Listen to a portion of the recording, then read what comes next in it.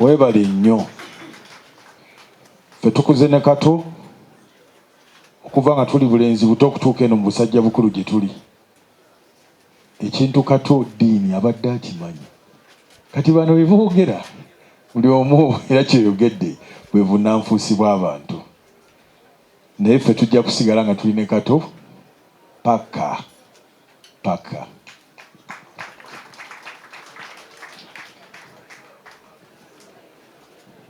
Tugenda kudda mu kitundu ekyokwogera. Abakulu bangi bazze boogera okuva jjo.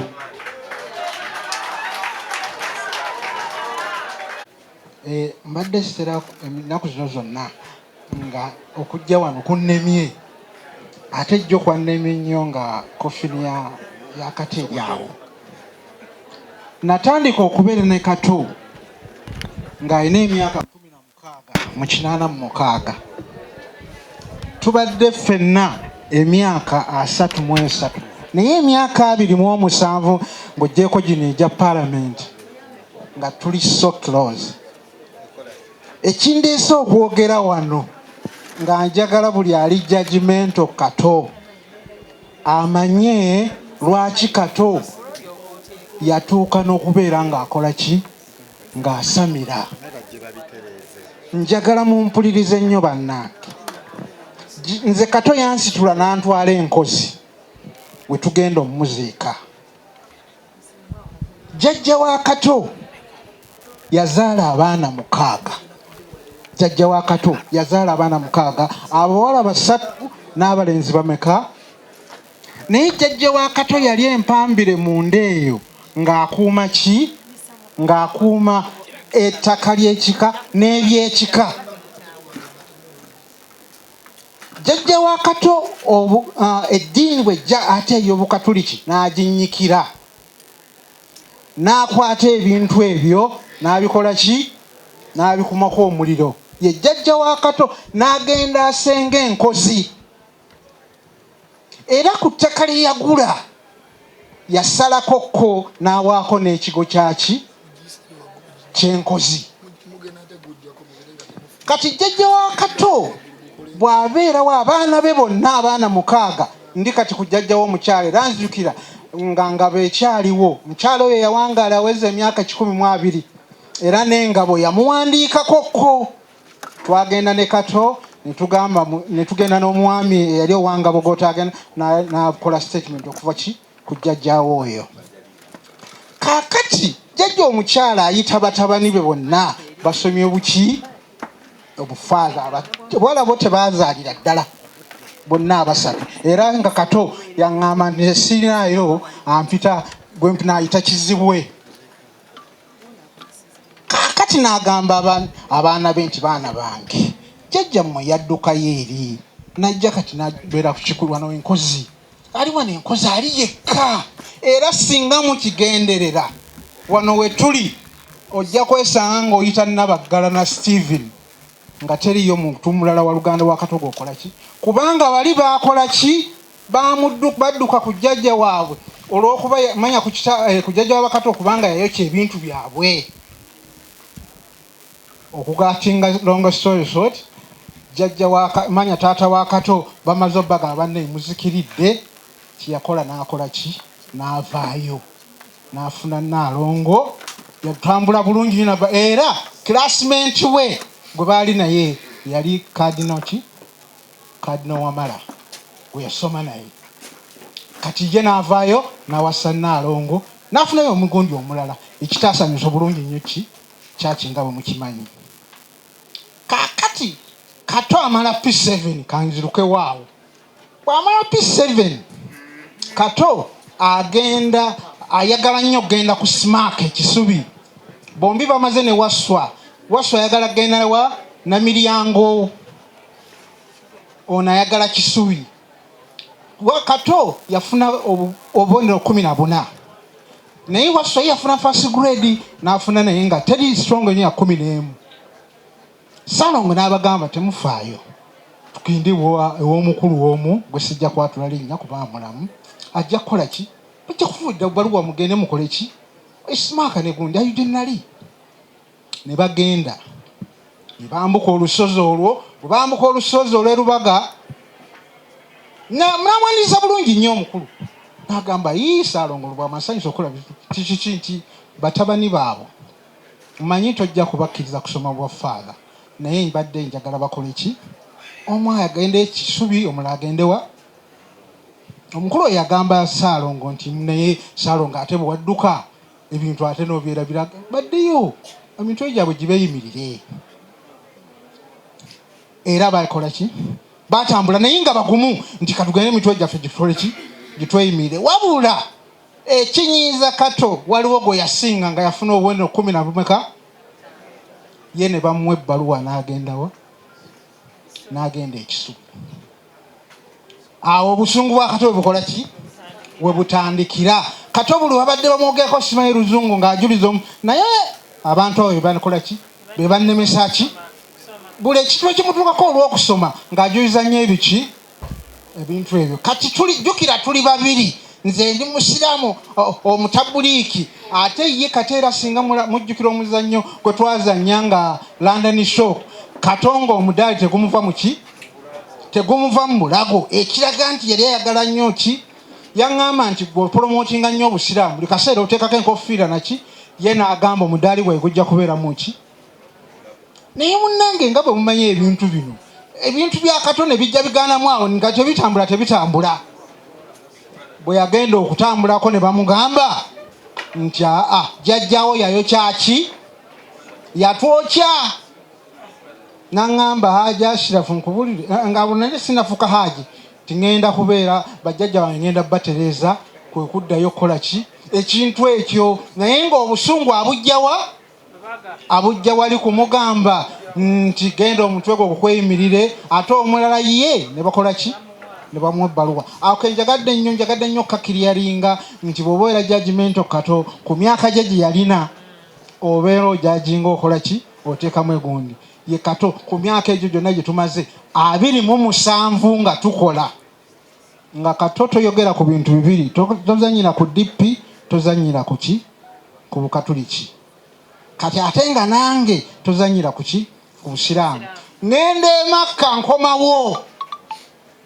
naga nti bw'ogenze Makka kugira naye kantereza ebyange naye ne mugagindi eri engulu nti era Bulenda omuwala omukulu twamubatiriza ku ki ku St. Matiya Mulumba n'emmere twagiryawa awo naye atandika okunyiiga bambi ensonga eyo gye njagadde mwenna mutegere nti byajajinga mukulu Kato oyo batutera mukulu munange amujajinge bambi ebintu bino ffenna ewaffe gye tuva eriyo ebitera okutunyigiriza ogenda okusanga okoze eki kati ate Allah n'aleeta ekigezo kati amaze okugenda okugenda eyonda ebintu bye ne bitereera bannange Kato n'afuna ssente nange nvudde Makka tufuna ssente bulungi aba akubuulire twafuna ssente kale bw'ojajinga Kato bambi mujajinge ng'okola ki ng'olekamu naye nga bannange mwebale nnyo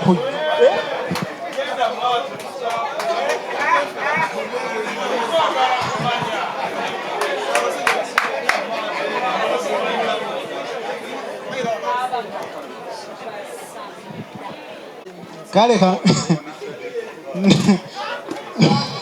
abbi ntende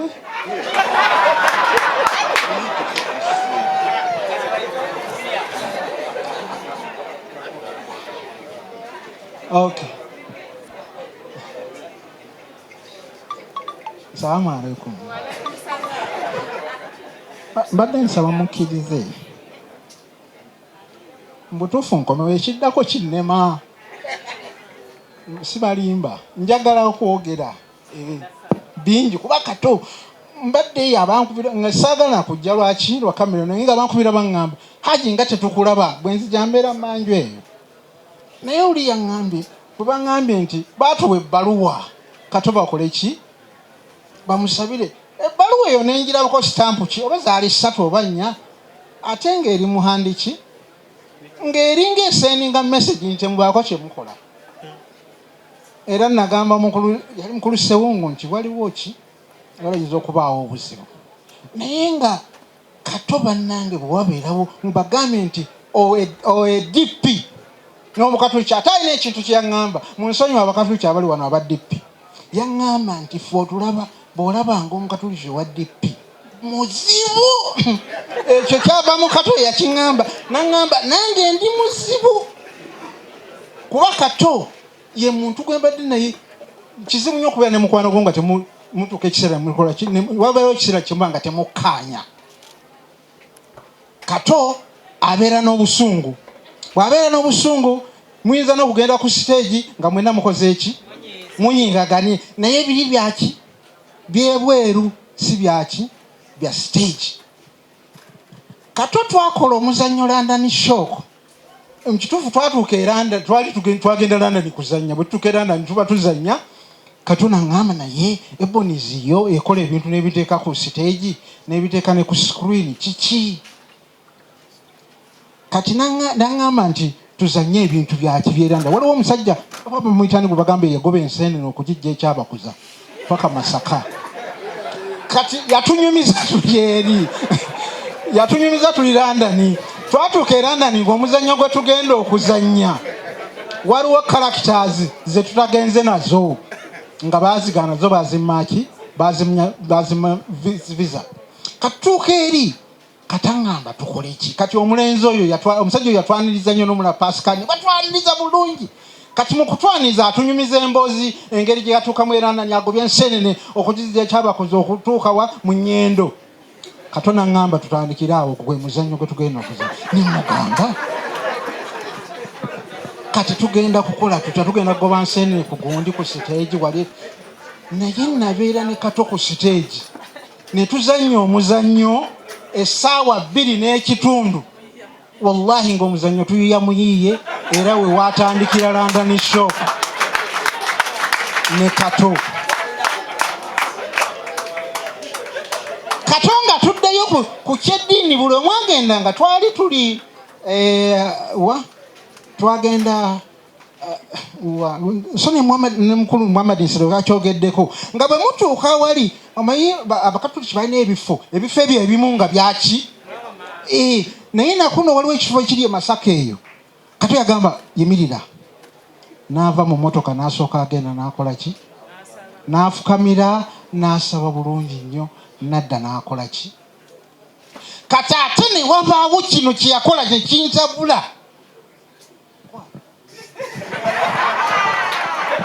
Tubaleka mu cliff hanging. Basebo ne bannyabo tandika mu Diamond Ensemble Afri Diamond Afri Talent twali nga badirector 5. Hajji Ashraf wali wano, mukulu wa Mukiibi wali wano, Omumbejja wali wano, nze wendi wano, Paulo agalamidda. Bana abasajja 3 omu 2 3 basiraamu. Ffe tuli bakomba mudaali. Nze n'omukulu ali awo Paulo. Bana abasajja twaddanga ebbali ne tubaviira kubanga bo baki baswahaba. Ne tudde ebbali.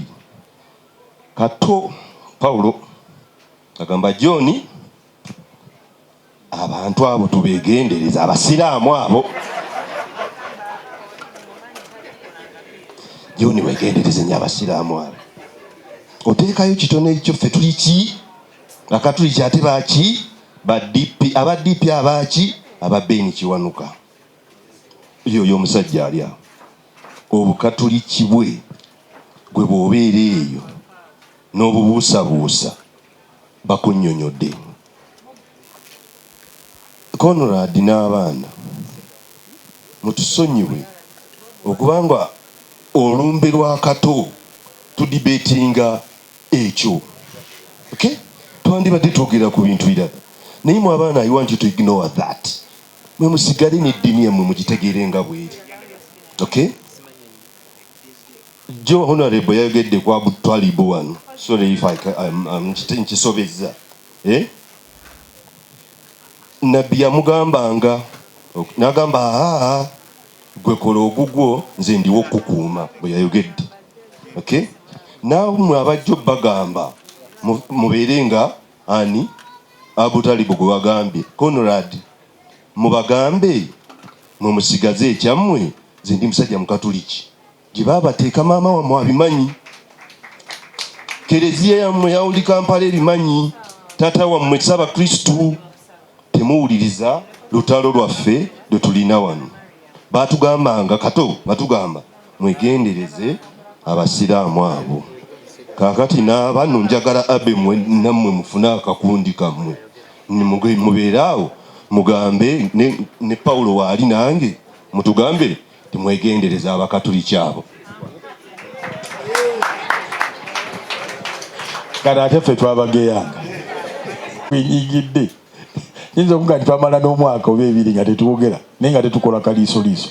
That's how professional he was. Martin, you can testify, yali producer of naye ng'ajja n'obusungu bwe nga tayagala kwogera nange tugenda kukola ki ne tuseka ne tusesa abantu n'afuluma n'ebintu bye n'agenda naye yonna gye twalaga n'agenda akola kupa nange ne tusigala ku Bat Valley.